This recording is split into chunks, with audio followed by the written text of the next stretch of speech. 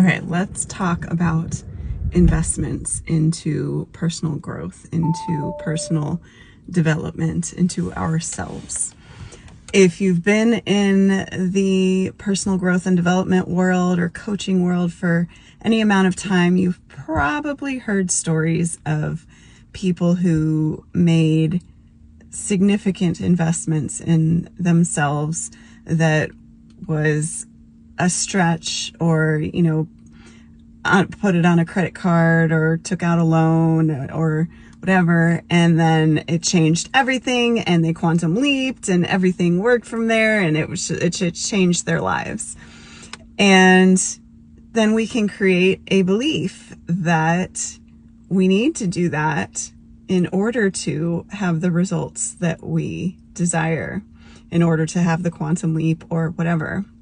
We entangle the two, and it's not an inherent connection. It can be the right move if it's an intuitive guidance, if it's an intuitive hit, if it's a true calling, then go for it. So, trust yourself. Don't let me be the person to tell you. Trust your own guidance, not someone else's, not what you think you should or need to, or, someone's marketing pulling at your heartstrings or pulling at your wounds of thinking like, this is what I need. This will fix things, fix the situation, fix whatever. It can absolutely be aligned. So I'm not knocking it.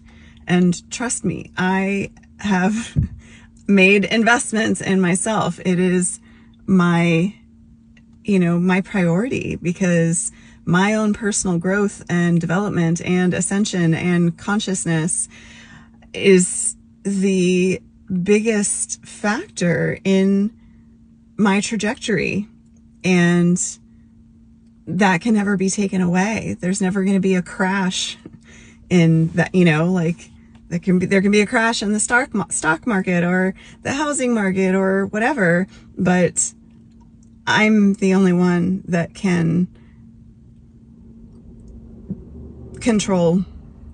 determine what goes on in me. And my growth, my expansion, that can never be taken away. That's there. That's permanent. There's no regressing. There can be regressing in progress, and we can have,